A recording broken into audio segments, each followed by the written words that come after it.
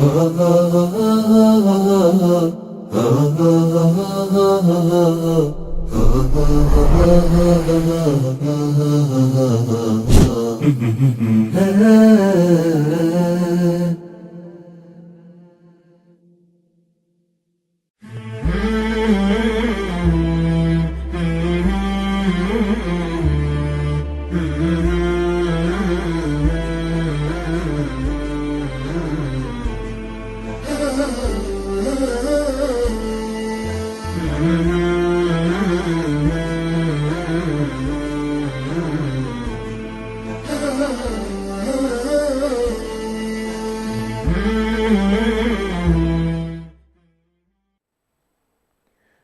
الله الرحمن الرحيم. الحمد لله والصلاة والسلام على رسول الله.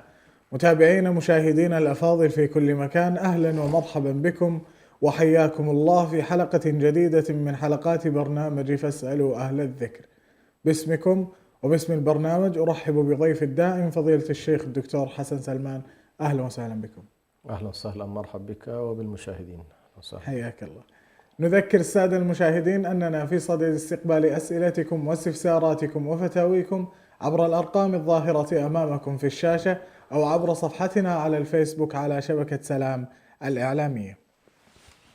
عودا على بدء شيخنا الفاضل فيما سبق وتحدثنا عنه في الحلقة الماضية في بنو إسرائيل وماضيهم وحاضرهم وما تشاعبنا فيه. دعنا اليوم نستكمل هذا الحديث في نفس الموضوع ونسأل بداية عن الديانة اليهودية، ما هي نشأتها وما هو أصلها؟ بسم الله الرحمن الرحيم. الحمد لله رب العالمين، والصلاة والسلام على رسول الله الأمين وعلى آله وصحبه أجمعين. أولا أنبه إلى مسألة مهمة جدا من الناحية الشرعية، وهو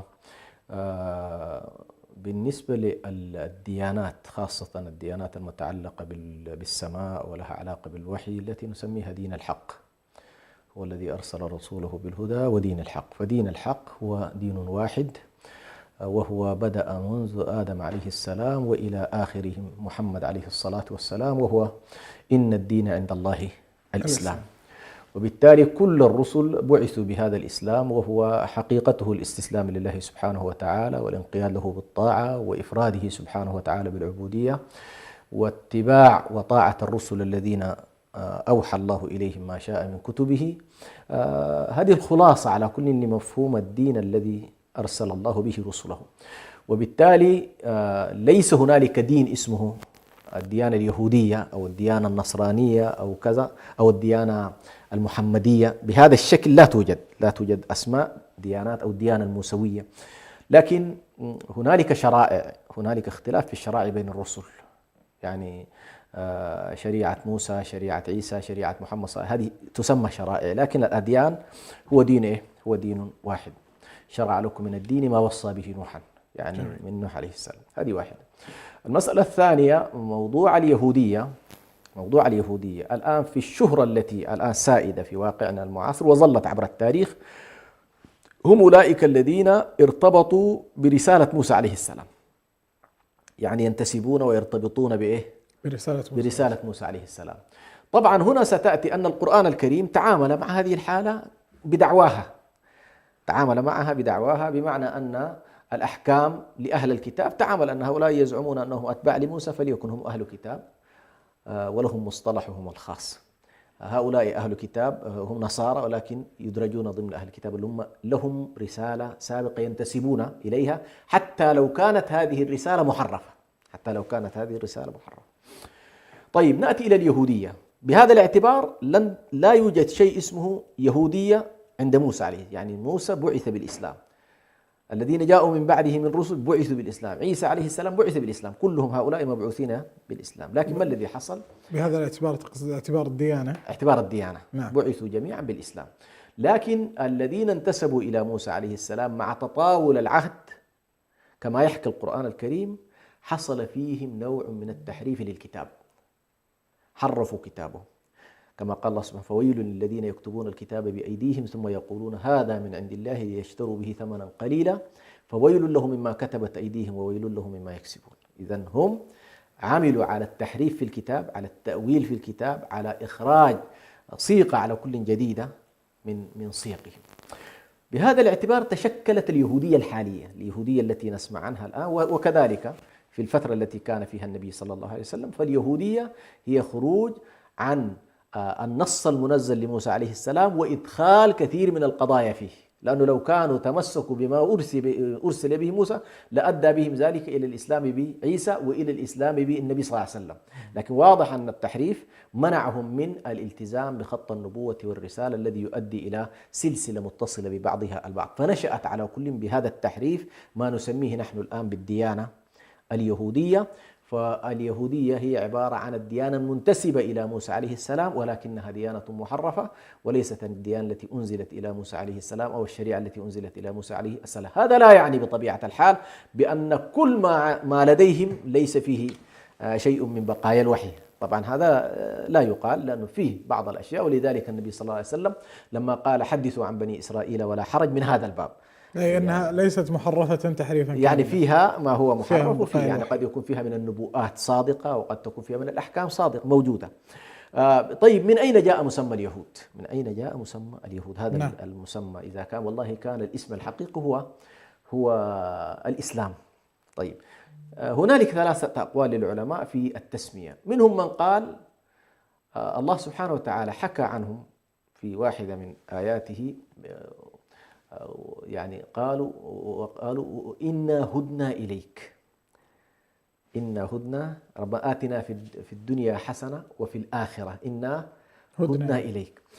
فقولهم إنا هدنا إليك فمأخوذ عملية التهود أو اليهودية من العودة للتوبة، أي تبنا إليك، مأخوذ من التوبة. هذا قول من الأقوال وقال به على كل أحد. هذا اصطلاحا يعني أي التسمية هذه. نعم. أنهم عندما قالوا هدنا إليك فهذا المصطلح الذي قالوه نعم. تسموا به.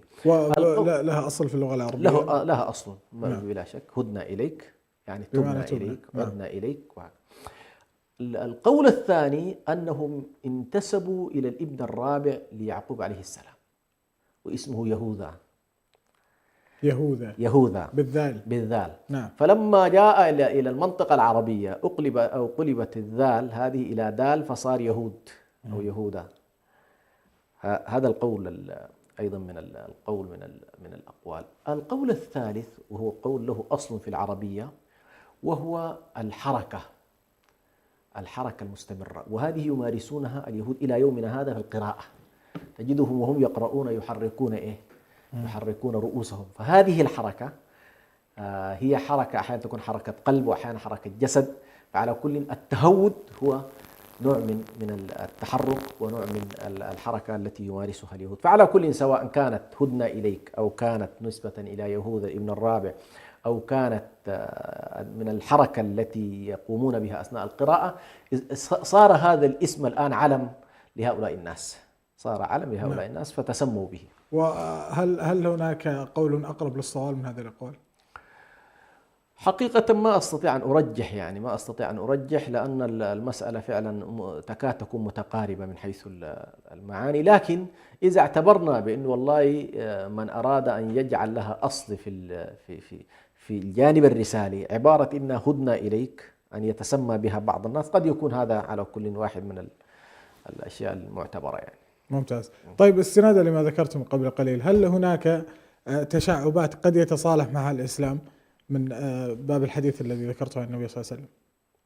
أحسنت. هو طبعا الرسالة في أصلها إذا سلمت من التحريف هنالك قسم متفق عليه، هنالك قسم مختلف عليه في الرسالة نفسها الصحيحة.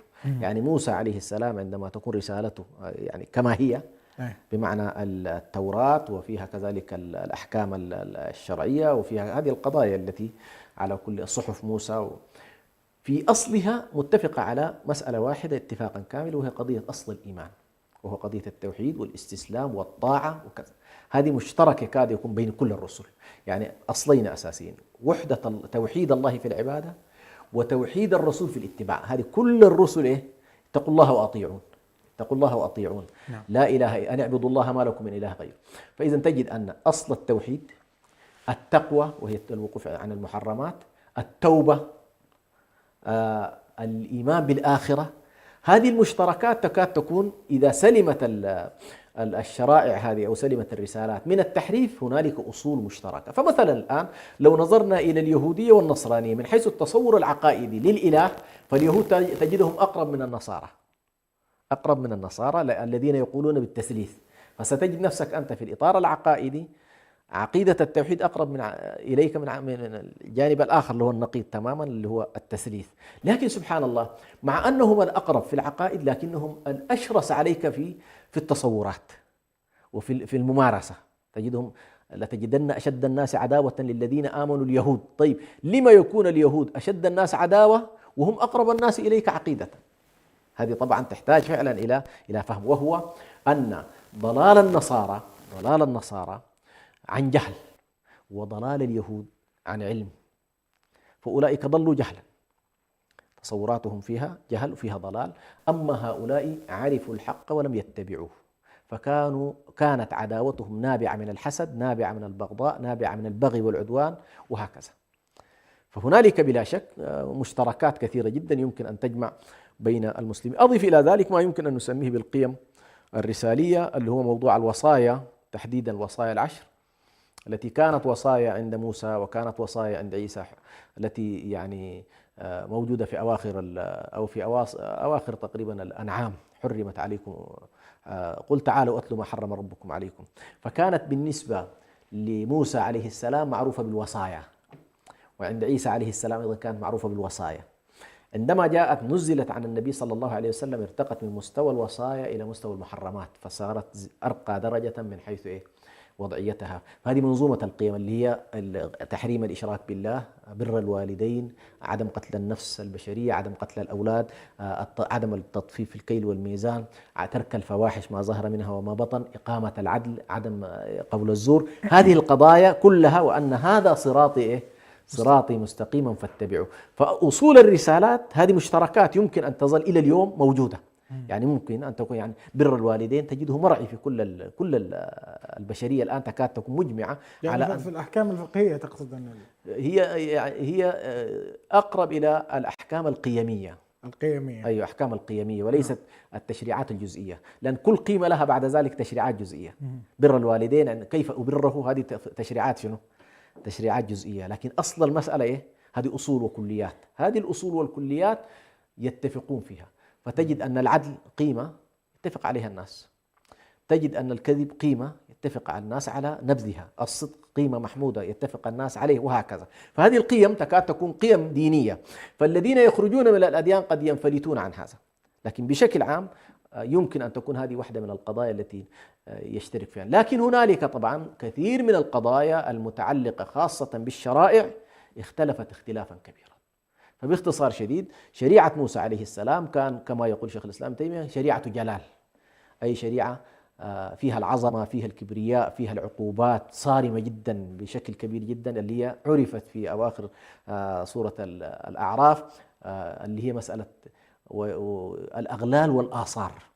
هذه الأغلال والآثار التي خففها عيسى عليه السلام، ثم جاء النبي صلى الله عليه وسلم ليزيلها تماما ويمحوها. فبالتالي جاءت الشريعة المحمدية ناسخة لكل ما سبق من شرائع موسى عليه السلام في موضوع الأغلال والآثار. يعني مثلا كان التوبة عند بني إسرائيل يقتلون بعضهم بعضا. يعني مثلا يأتي الأمر من السماء عن طريق الرسول أو النبي: اقتلوا أنفسكم. نصف نهار يتقاتلون، ما بقي بعد الظهيرة يكون بعد ذلك ينزل عليهم أن الله قد تقبل توبتكم فتوقف. لاحظ هذا الفرق الهائل بين إنه والله أنت أخطأت تتوب إلى الله سبحانه وتعالى حتى دون أن يعلم بك أحد، وبين أن تكون شرط التوبة أن يقتل الناس بعضهم بعضا. وهكذا تجد مثلا في النجاسات. نحن بالنسبة لنا النجاسة إذا أصيب ثوبك مثلا من نجاسة تغسله، بالنسبة لهم كان يقطع الثوب الذي يصاب مثلا بالنجاسة، وهكذا. أضف إلى ذلك العقوبات الجنائية، كانت عقوباتهم الجنائية صارمة جدا وخطيرة وكبيرة جدا، وهكذا. يعني فمثلا هذا نموذج بسيط. هذه قبل موسى عليه السلام كانت في شريعة يعقوب أن الشخص مثلا إذا سرق يستعبد، ووفقا لهذا القانون أراد يوسف عليه السلام أن يأخذ أو يحمل أخاه في دين أبيه وليس في دين الملك. ما كان ليأخذ أخاه في دين دين الملك، ما كان يستطيع أصلا أن يأخذه بهذه الشريعة الشريعة الملكية في ذلك، أو القانون الملكي، لكن بشريعة أبيه. قالوا لما سألهم يعني ما تفعلون في، قالوا إن يعني الذي يسرق يؤخذ بجريرته ويستعبد. فهذه كانت الصورة. هذه الشرائع كلها شرائع الأغلال والآثار التي صاحبت بني إسرائيل. وطبيعة الحال أيضا حتى يتصور المشاهد لما كان هذا التشديد، لأنه كانت حجم النعم كبيرة، يعني مقابل أن الله سبحانه وتعالى يشق لهم البحر، يحرك لهم السحاب، ينزل عليهم موائد من السماء، يأكلون ما لذ وطاب بحسب التمني والتشهي، يقولون نريد كذا ولا نريد كذا. هذه النعم المتكاثرة التي في زمانهم فضلهم الله سبحانه بها على العالمين. مقابل ذلك إيش كان؟ العقوبات كانت كبيرة.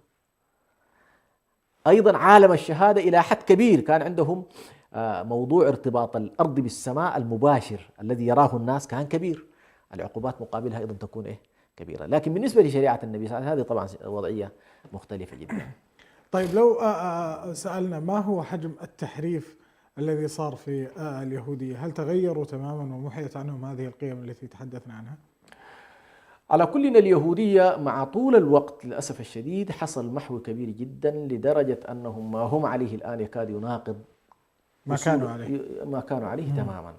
يعني لدرجة أنهم تشابهوا مع النصارى مثلا في بعض الأشياء، عندما قال بعضهم عزير ابن الله وقالت النصارى المسيح ابن الله.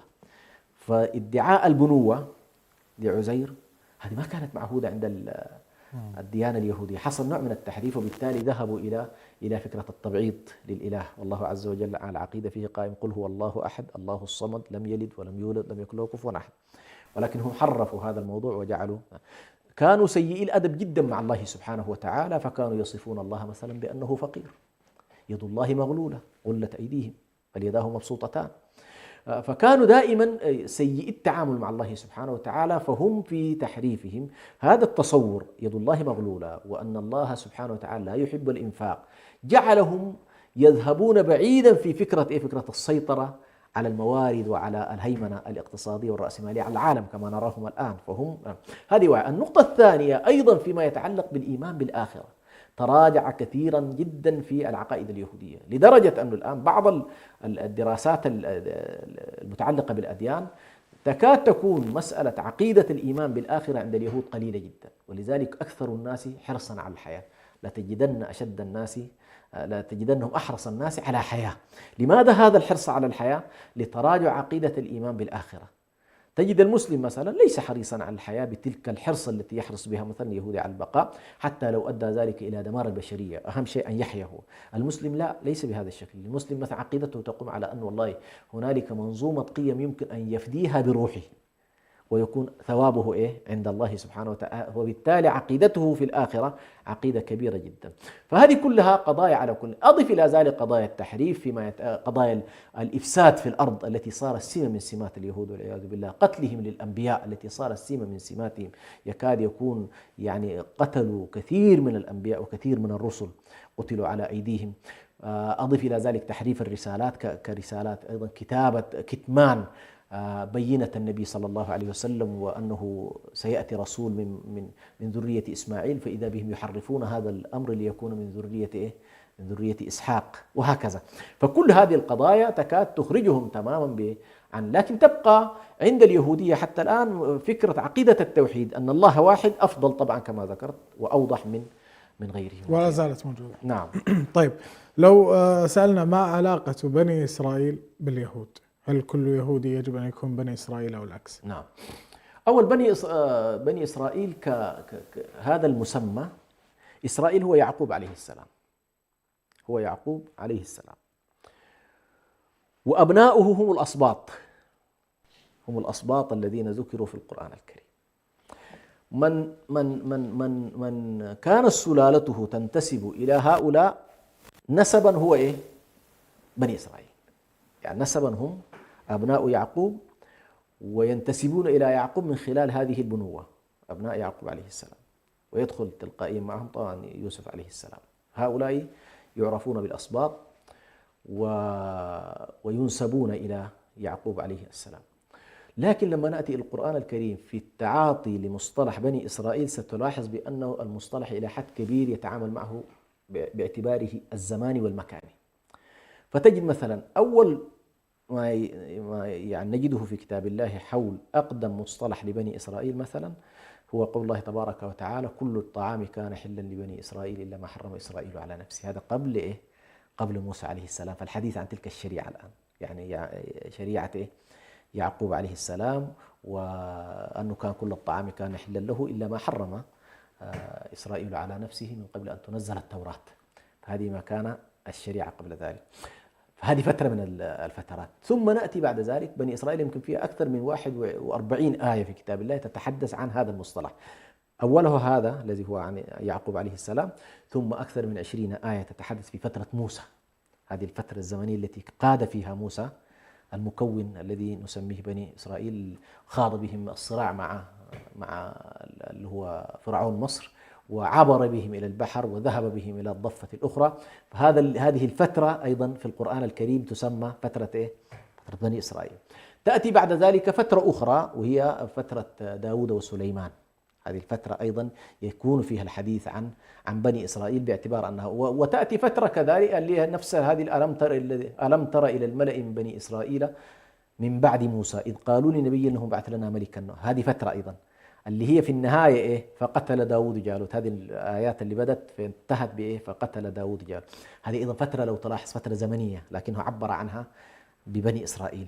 فالقرآن يتعامل معهم إلى هذه السياقات إلى أن جاء الحديث عن فترة النبي صلى الله عليه وسلم ويخاطبهم أيضا ببني إسرائيل. إذن بني إسرائيل كانت عبارة عن تعبير لفترات زمنية لهذه الفئة المنتسبة على كل إلى هذه المراحل الزمنية. أما اليهود ستلاحظ بأن الآيات حولهم أقل طبعا من الآيات عن بني إسرائيل. بني إسرائيل واسطة يمكن 41، بينما الآيات عن اليهود يعني تقارب 20 آية بهذا المسمى، هذا وهود ويهود. تجد أن آيات قليلة، لكن الحديث عنهم هنا مختلف. الحديث عنهم بخصائصهم الأخيرة هذه التي برزوا بها. لا تجدن أشد الناس عداوة الذين آمنوا اليهود، وهكذا. يعني الأوصاف التي فيها عموما الذم لهم معظمها بوصف شنو؟ بوصف. طيب سيأتي السؤال: ما العلاقة بين الطرفين؟ أول صعب جدا أن نقول كل بني إسرائيل يهود، لأن هنالك في بني إسرائيل في هذا التسلسل منهم الصالحون ومنهم دون ذلك. يعني في بني إسرائيل نصل إلى أن بني إسرائيل نسب. أيوة، من ينتسبون إلى بني إسرائيل نسبا فمنهم الصالحون ومنهم دون ذلك، ومنهم اليهود ومنهم دون ذلك. أيوة منهم. طيب لكن سنلاحظ بأن كثير من بني إسرائيل يهود، وكذلك كثير من اليهود ليسوا بني إسرائيل. هذه مسألة مهمة. يعني في سلالة بني إسرائيل هنالك من أسلم وجهه لله وربما اتبع النبي صلى الله عليه وسلم، وهو يكون بنسبه هذا وسط المسلمين، وبالتالي خرج عن مسمى إيه؟ حتى لا يعرف الآن بأنه بني إسرائيل ولا يعرف أنه يهود، إنما هو جزء من هذه الأمة الواسعة. اليهود هذا على كل وضعهم إيه؟ وضعهم مختلف، وكما ذكرت يأتون دائما بوصف الذم. طيب شاكر لك شيخنا. نستأذنك في فاصل قصير، ونستأذنكم أيها المتابعين الفاضل ابقوا على مقربة، فاصل ونعود.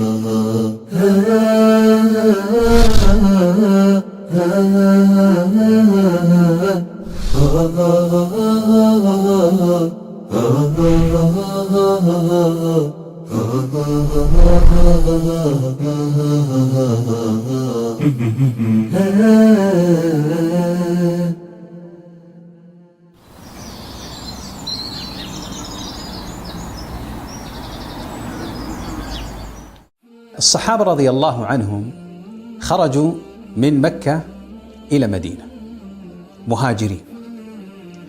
خرجت عوائل، لكنهم أين نزلوا؟ نزلوا في بيوت الأنصار. بيوت الأنصار كانت جدا متواضعة وكانت صغيرة، بل بعض الأنصار كانوا فقراء. عاشت تلك الأسرتين في تلك البيوت، جلسوا شهر، شهرين، 6 أشهر. لكن ما الذي يلفت النظر هنا؟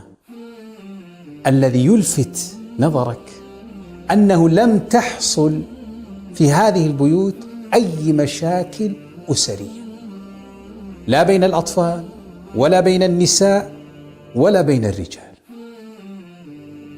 أتدري لماذا؟ لأن المهاجرين حينما هاجروا يبتغون فضلا من الله ورضوانه، والأنصار يحبون من هاجر إليهم.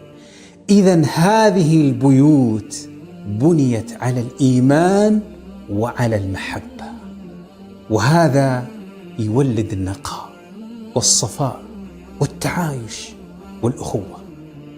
تفهم من هذا يا أخي أنه لا يمكن أن تستقر داخل بيتك وأسرتك ويكون بيتك من البيوت المطمئنة إلا إذا كان فيها الإيمان وبنيت على هذا الدين وعلى المحبة.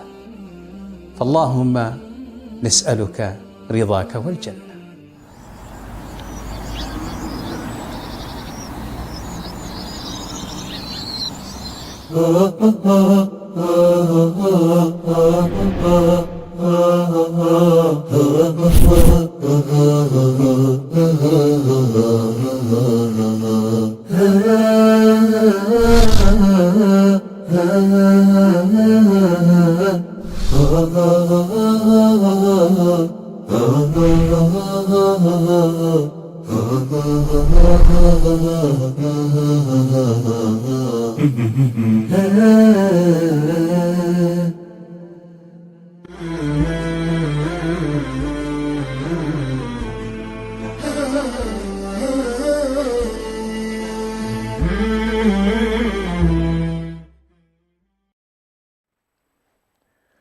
عدنا لكم أيها السادة المشاهدون بعد هذا الفاصل القصير.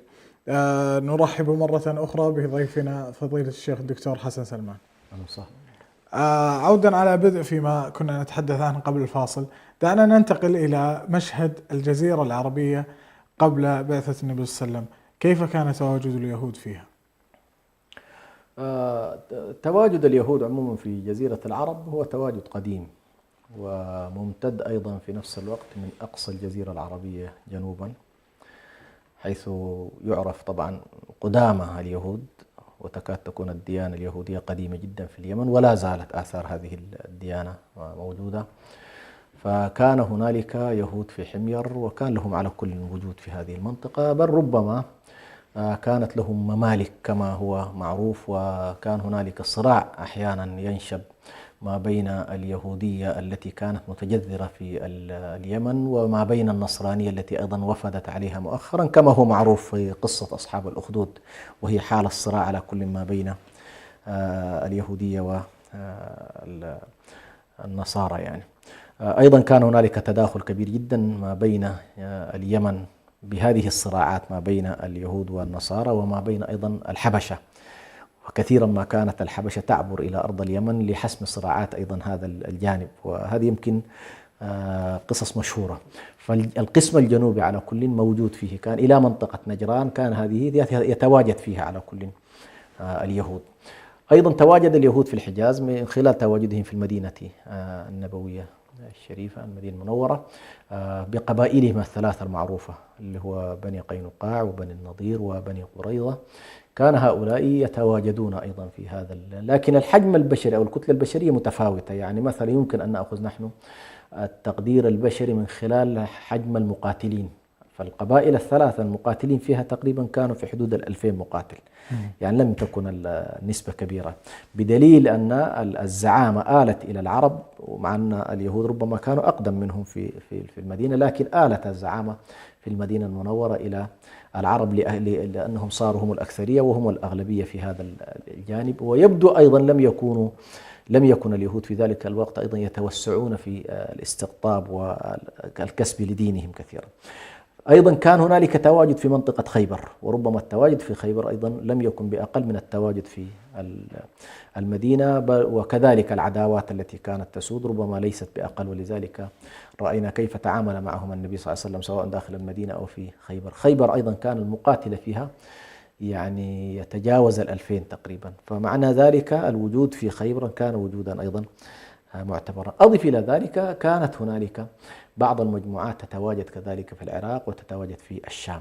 هذا الوجود الممتد من أقصى اليمن إلى أقصى بلاد الرافدين وأرض الشام يبين لك أن هذه المنطقة بشكل عام لأنها منطقة تنزل الرسالات لرسالة موسى وعيسى ومحمد عليه الصلاة والسلام، فالامتداد طبيعي جدا في هذه المنطقة. وظلت طبعا بعد مجيء النبي صلى الله عليه وسلم ورسالته ظل هذا المكون موجود تاريخيا إلى القرن العشرين، وبقيت لهم على كل بقية إلى أن جاءت الأحداث في 48. وطبعا يعني كثير من اليهود التحقوا بدولة الكيان الصهيوني، ولكن مثلا كان هنالك اليهود في العراق، وكان كذلك اليهود في الشام، وكان اليهود في المغرب، وظلوا إلى يومنا هذا على كل متواجدين، وكان اليهود في مصر. فالتواجد حتى داخل بنية الحضارة الإسلامية وطريقة تعاملها عموما في استيعاب المكونات المختلفة الدينية منها والعرقية أعطاهم طبعا مساحات كبيرة جدا للتواجد. ثم أيضا لما حصلت عملية الهجرة من الأندلس والمقتلة الضخمة جدا التي حصلت في اليهود وفي المسلمين من النصارى والمجازر المعروفة في تلك الديار، أدى أيضا إلى أن تأتي مجموعات منهم إلى الديار الإسلامية، وخاصة في يعني اللي هو في المغرب العربي، وكذلك في أرض اسطنبول هنا يعني في تركيا، حيث كان لهم تقريبا الوجود، لأن الدولة الإسلامية عندما طوردوا ولوحقوا من النصارى آوتهم واستقبلتهم طبعا، وتعاملت معهم كأناس مظلومين ملاحقين ومطاردين. لكن للأسف الشديد تبقى العقلية اليهودية هي صاحبة المخزون السيء جدا في نمط تفكيرها، يعني بنيتها الداخلية في تصوراتها مختلة تؤدي بطبيعة الحال إلى اختلالات في سلوكها وتصوراتها، لأن في سلوكياتها وتعاملها، لأن سبحان الله حركة الإنسان الخارجية دائما تعبير عما بداخله وعما في جوانه في الداخل. فبنيتهم الداخلية بنية خربة، تصوراتهم خربة، فعلى كل لم يكونوا بتلك الصورة التي تعامل معهم فيها أهل الإسلام. طيب ماذا عن حياتهم الاجتماعية آنذاك؟ هل كانوا مقبولين من قبل العرب؟ هو على كل باعتبار هم في كل الفترات، لو استثنينا فترات اليمن، ظلوا دائما هم أقلية لم يكونوا أكثرية، فكانوا دائما محتاجين إلى التحالفات. وعرفوا في كل المجتمعات التي تواجدوا فيها مثلا بقضية الاحتكار التجارة، هذه مسألة سلوك معروف عنهم، المكر، الدهاء، التخابث، التحريض. فهم على كل، حتى لو افترضنا أن العرب تعاملوا معهم بصورة عادية، لكن هم إذا عدت إلى طريقة تعاملهم ستجد أن هذا السلوك كان سلوك مختلف جدا. وبنموذج بسيط جدا أنت تستطيع أن تدرك كيف أن هذا السلوك لم يكن سلوكا حميدا. تعاملهم مع النبي صلى الله عليه وآله وسلم، هذا التعامل يعطيك مؤشر كيف أن النبي صلى الله عليه وسلم تعامل معهم، وكيف كان ضد الفعل من جانبهم. ولعل هذا هو السؤال القادم، تعامل النبي صلى الله عليه وسلم مع اليهود في فترة رسالته، وبماذا نصحنا تجاههم؟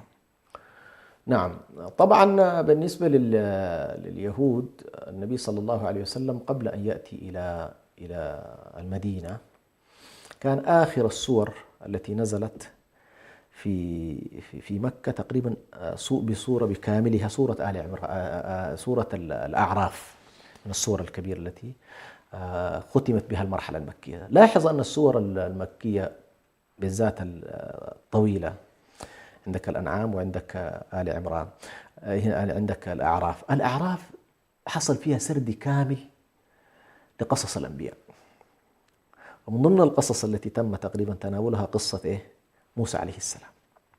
وكأنما النبي صلى الله عليه وسلم يهيئه الله سبحانه وتعالى للفترة القادمة التي يكون فيها اتصال مباشر مع القوم. ثم أيضا لأول مرة في كتاب الله سبحانه وتعالى يرد مصطلح الكتاب، ألف لام ميم صاد، كتاب أنزلناه إليك فلا يكن في صدرك حرج. فسمي رسالته هنا، يعني في السابق مثلا كان يسمى الحديث، كان يسمى الذكر، كان له تسميات عديدة، وكان يسمى القرآن. لكن لاحظ لما أراد الانتقال إلى المدينة جاءت لفظة مسمى الكتاب، وهو كأنما يريد أن يقابل الآن فئة أخرى أيضا هم أهل الكتاب، وبالتالي يجب التهيؤ على مستوى الحوار. فهنا ما أريد أن أشير إليه، النبي صلى الله عليه وسلم كان حريصا على كسبهم لما نتصوره ببداهة العقول، إن والله هؤلاء أهل الكتاب وأهل رسالة وليسوا مع المشركين، هذا الوضع الطبيعي، يعني لا يمكن أن يساندوا الكفر على أهل الإيمان. فالنبي من أهل التوحيد وهم من أهل أهل التوحيد. النبي يقول برسالة وهم بغض النظر عن تصديقهم، لكن هم أهل رسالة. لكن هذا التعامل، هذه الفترة الأولى، أراد النبي صلى الله عليه وسلم أن يتعامل معهم باللطف وباللين وبكسبهم إلى صفه في مواجهة الصف الآخر. دي المرحلة الأولى. وهذه المرحلة صاحبها كذلك كشف كامل أيضا في القرآن الكريم للعقلية اليهودية، خاصة في سورة البقرة، وهي من أطول السور المدنية. لاحظ يمكن من بعد أن انتهت قصة آدم عليه السلام مباشرة، يا بني إسرائيل اذكروا نعمتي التي أنعمت عليكم وأوفوا بعهدي، آيات طويلة جدا إلى أن ينتهي تقريبا الجزء الأول، ويأتي قوله تبارك وتعالى سيقول السفهاء ما ولاهم عن قبلتهم. هذه الفترة كلها، هذه السورة تناولت بني إسرائيل، طريقتهم في التفكير، أخلاقياتهم، عقائدهم، تعاملهم. فالنبي صلى الله عليه وسلم امتلك صورة أيضا صورة متكاملة عن هذا الحال، والصحابة رضوان الله عليهم. لماذا؟ لأن أخطر ما يواجه الناس عدم معرفة العدو. الآن لو سألنا أنفسنا ما هي المشكلة التي تواجه المسلمين، أن الأزمة أزمة تصورات. تصورهم عن اليهود ليس صحيحا، عقيدتهم في اليهود ليست عقيدة صحيحة. يعني الله سبحانه وتعالى يقول لك والله أعلم بأعدائكم، أليس كذلك؟ والله أعلم بأعدائكم. ثم يقول لك لتجدن أشد الناس عداوة للذين آمنوا اليهود. فالله عز وجل قال أنا أعلم بمن هو أكثر الناس عداوة لك، وأنا أعلم بالأعداء منك، وأنا أخبرك بأعدائك فالتزم بالأعداء وقائمتهم. ثم يأتي واحد ساذج وبسيط ويقول لك والله يمكن أن نتعايش مع اليهود الذين يغتصبون أرضنا ويدنسون مقدساتنا ويقتلون شبابنا ويقتلون أطفالنا ويدمرون مساجدنا. فهذه الصورة للأسف الشديد الصحابة لم يكونوا بهذه السذاجة، كان هنالك ما شاء الله صورة متكاملة عن هذا النوع من البشر، كيف يتعاملون، كيف تعاملوا مع رسلهم، حتى على مستوى منطقة التفاوض السياسي الذي يذهب إليه الآن بعض العلمانيين يقولون بأن والله يمكن أن ننال بالتفاوض ما لم ننله بالحرب. انظر إلى فكرة التفاوض فقط في سورة البقرة من خلال تعامل موسى عليه السلام عندما قال لهم اذبحوا بقرة، كيف تعاملوا معه. فصدق من قال إذا كان هؤلاء طريقة تفكيرهم بس ليذبحوا بقرة كانت بهذا الشكل، هل تتصور بأنهم سيمنحونك أرضا ويمنحونك قدسا ويمنحونك المسجد الأقصى؟ هذه كلها إشكاليات على كل كبيرة جدا. فالنقطة الأولى تعامل معهم باللطف والإحسان، محاولة كسبهم وتحييدهم عن المشركين. المرحلة الثانية الاتفاق السياسي، اعتبرهم جزء من مكونات المجتمع المدني في داخل مدينته، واعتبرهم داخل الوثيقة. لماذا؟ لأن الوثيقة ترتب الأحوال بين المؤمنين كمكونات اجتماعية وبين المؤمنين وغيرهم كمكونات أيضا دينية. فهنا المسلمون كتلة واحدة ومعهم هنا، لكن كلهم تجمعهم المدينة المنورة ويجمعهم قيادة رسول الله صلى الله عليه وسلم. إذن المرحلة الثانية ترتيب العلاقات، وبالتالي لم يفكر النبي صلى الله عليه وسلم في المبادئة لهم بالقتال. ظل النبي صلى الله عليه وسلم، وهذا طبعا من أصول العلاقات الدولية والعلاقات السياسية في الإسلام، أصل رعاية العهود وأوفوا بالعهد إن العهد كان مسؤولا، أوفوا بالعقود أحلت لكم، وهكذا. فالوفاء بالعقود بالنسبة للنبي صلى الله عليه وسلم كان قيمة أساسية، لكن اليهود لم يتعاملوا معه بطبيعة الحال بهذا، فنقضوا هذه. ظل النبي صلى الله عليه وسلم يكافح ويجاهد المشركين، وفي كل محطة من المحطات اليهود ينحازون إلى إيه؟ إلى الكتلة الخارجية، مع أن الوثيقة تؤكد أن أي عدو يداهم المدينة يشتركوا جميعا في الدفاع في الدفاع عنه. فهم يمارسون ما يعرف اليوم بالخيانة الوطنية، أن يكون هنالك جزء من الصف الداخل في البلد يتواطأ مع الطرف الخارجي. وهنا تعامل النبي صلى الله عليه وسلم طبعا بصرامة شديدة جدا مع بني قينقاع ومع بني النضير ومع بني قريظة، وأجلاهم جميعا عن مدينته عليه الصلاة والسلام. ثم بقوا أطراف منهم في خيبر، ثم أجلاهم النبي صلى الله عليه وسلم من خيبر، أو بالأحرى سيطر النبي وأصحابه على خيبر وملكوا الأرض. فهنا طبعا حصل لهم وجود متناثر وليس وجودا منظما كما كان في المدينة، بقي له وجود متناثر في جزيرة العرب في قلبها. فكان آخر وصايا النبي صلى الله عليه وسلم أن يخرج اليهود والنصارى من جزيرة العرب، فكانت وصيته عليه الصلاة أن يخرجوا لهم. لكن سبحان الله تاريخيا حصل تأخر في الإخراج، ليس كما ذهب ابن حزم عليه رحمة الله في كتاب الإحكام بأنه والله لم يخرجهم أبو بكر وعمر لأنه لم يكن يعلم بالحديث. ليس صحيح، يعني الحديث كما يقول أبو عبيد في كتابه الأموال، السبب الذي تأخر فيه أبو بكر وتأخر فيه عمر في إجلائهم من منطقة الحجاز على وجه التحديد هو حتى تتوفر له أرض تكون داخل ولاية الإسلام لكنها بعيدة عن أرض الحجاز.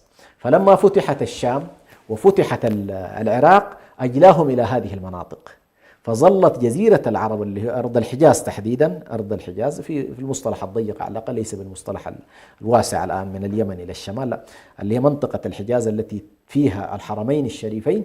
هذه المنطقة ظلت خالصة لأهل الإسلام، وأجلي على كل هؤلاء في مرحلة عمر بن الخطاب.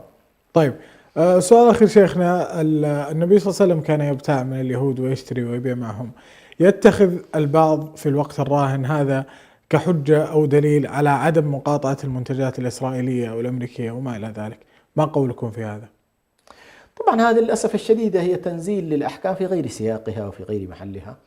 أولا النبي صلى الله عليه وسلم عندما يبيع ويشتري مع اليهود هم كانوا في ولايته، صح التعبير، في الولاية العامة للدولة النبوية، فهم نعم. تحت سلطانه وتحت ولايته، وبالتالي ما يصح أنك تجري معهم اتفاقات سلام داخلية وأنهم جزء من المجتمع وتعطيهم شيء فيما يتعلق بأحكامهم الخاصة وزيجاتهم وبيوعهم، ولكن في داخل المجتمع هو مجتمع متفاعل بين المسلمين.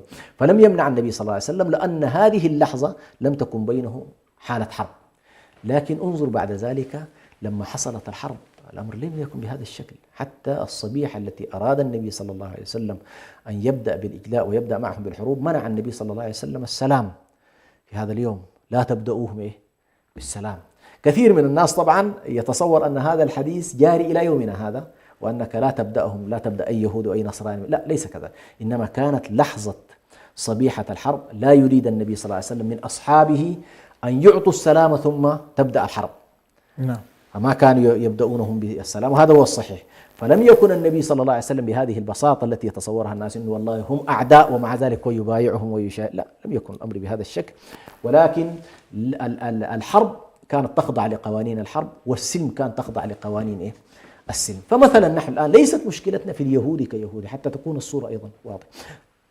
لو أن هنالك يهودي مثلا في ديار الإسلام يعيش بسلام، هو وأبنائه وأطفاله يأكلون ويشربون ويتسوقون ويبيعون ويشترون، لا نقول للناس والله قاطعوا هذا اليهود ليهودية. لكن عندما يكون هنالك عدوان على الأرض وعلى العرض وعلى المقدسات ويحتلونك ثم يبنون كيانهم ثم يفلحون الأرض ثم يبنون الصناعات ثم يصدرون علينا ونحن بعد ذلك نتعامل معهم، هذا على كل نحن الآن في منطقة حرب بيننا وبينهم. كافة وسائل الحرب يجب أن تسلك، الوسائل الحربية مشروعة، الوسائل الدبلوماسية في الحرب مشروعة، الوسائل الاقتصادية في هذه الحرب مشروعة. نعم. وأقل ما يفعله المسلم في هذا الوضع إذا كنت ما قادر والله تقاتل هؤلاء اليهود وتجليهم عن هذه الأرض التي هي أرض وقف إسلامي يفترض أن يخرجوا منها ولا يكون لهم فيها شبر، ولا يعيشوا إلا كأفراد عاديين جدا في ولاية أهل الإسلام.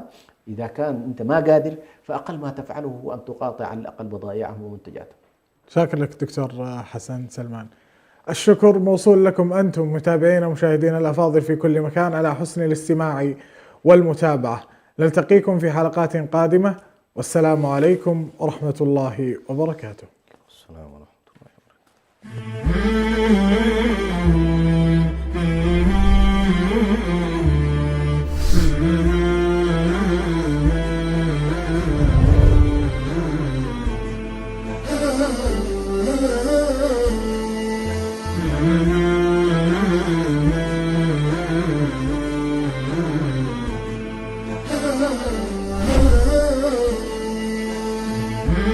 وبركاته.